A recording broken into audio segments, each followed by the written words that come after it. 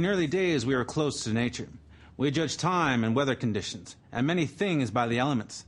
The good earth, the blue sky, the flying of geese, and the changing winds. We looked to these for guidance and answers. Our prayers and thanksgivings were said to the four winds, to the east, from whence the new day was born, to the south, which sent the warm breeze, which gave a feeling of comfort, to the west, which ended the day and brought rest, and to the north, the mother of winter, whose sharp air awakened a time of preparation for the long days ahead. We lived by God's hand through nature, and evaluated the changing winds to tell us or warn us of what was ahead. The native people of Ohio, like those throughout North America, had many deeply held spiritual beliefs. It is common for them to have a belief in a creator who is responsible for the creation of the world. The creator is recognized in every waking moment. There is no time when the creator is not there. Native Americans believed that the creator created everything. Evil happens when you turn away from the creator. Native people would learn culture and proper behavior from this source. Spirituality is all connected for Native people. It's in everything we do. We're connected not only to the people, but to the animals, to the plants, to the earth. And we can't separate.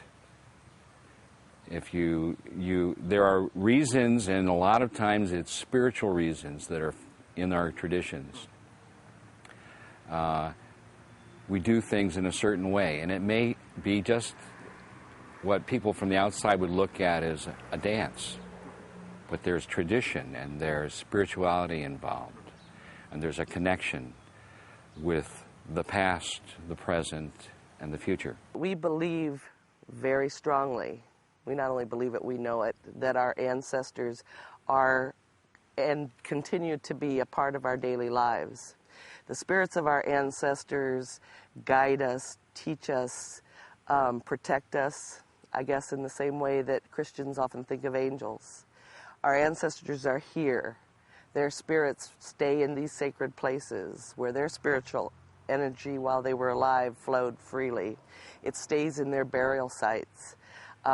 It's why it is so disturbing when native burial grounds are disturbed, destroyed, desecrated, because our daily connection with those ancestors, even if they lived 2,000, 3,000 years ago, is still a very real thing to us. The Creator gave the people their spiritual beliefs. Rituals came about because people are relatives of everything that the Creator made. People must talk to the Creator to get permission to use the other things of Mother Earth. Please stand strong for us after we cut you. And we hate to do this, but we have to. When the Europeans arrived, some Native American religious beliefs changed, with many adopting Christianity. This was not always by choice. However, today, many Native Americans have been Christian for many generations. Many Native Americans today follow a personal faith that combines Christianity with traditional Native American beliefs.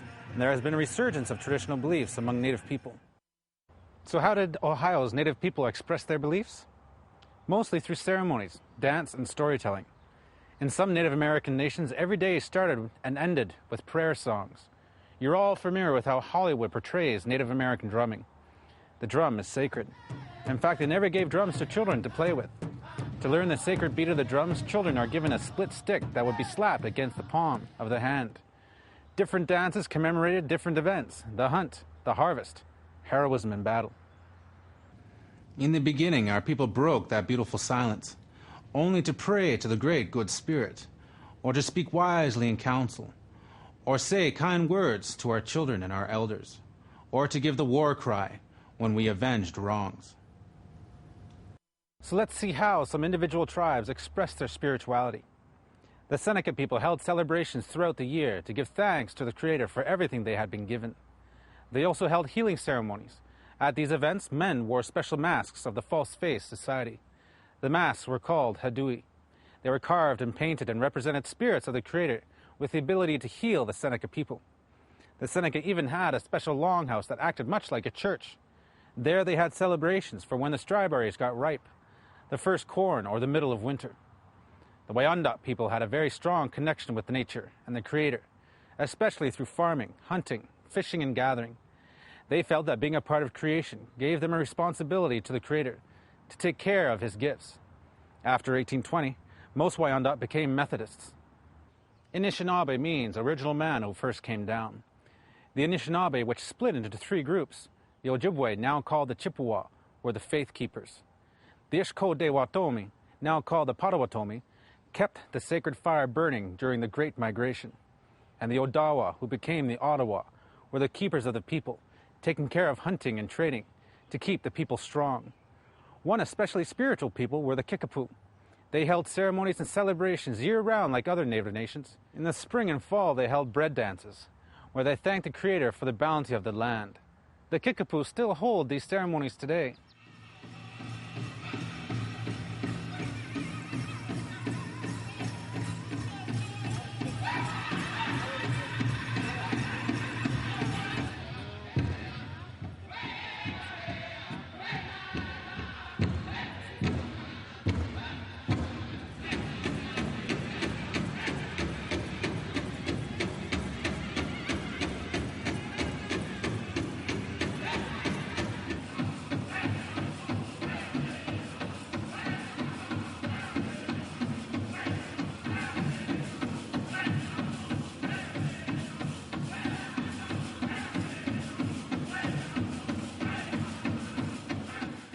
The Kickapoo also had a tradition of prayer sticks.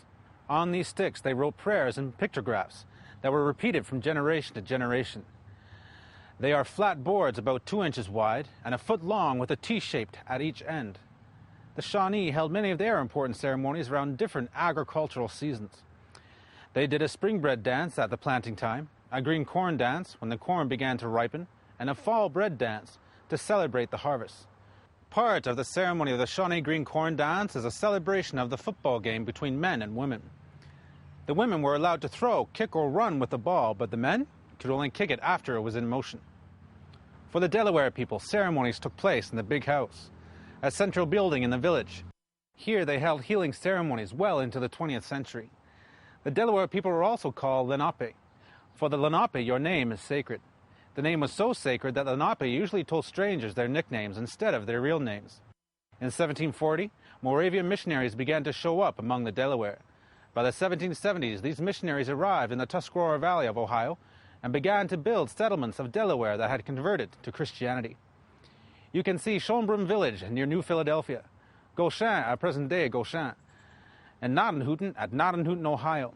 The Moravians urged peaceful solutions between the European settlers and Ohio's Native Americans. What did Ohio's Native people believe about an afterlife? Their religions do not have a precise life after death belief. Some tribes believe in reincarnation. They believe that a human will return as another person or an animal after death. Others believe that people come back as ghosts or that they go on to another world, while others believe that nothing can be known about what happens after death. Many times, Native people have a combination of beliefs. My son, my body is returning to my Mother Earth, and my spirit is going very soon to see the Great Spirit Chief. Ne hade wai ho ken to songwa di so songwa we gano hnya. Ne endwe he ki ya skan dwa ya hwa ne go ha. Ska den dwa no no ne gan yo to songwa ne go ha. Ta ne dwa tro we sa ho wen de no ha den no ho kwa ne go to sa ni ha. Dio ti no ho nyo ne gan yo to songwa ne go ha.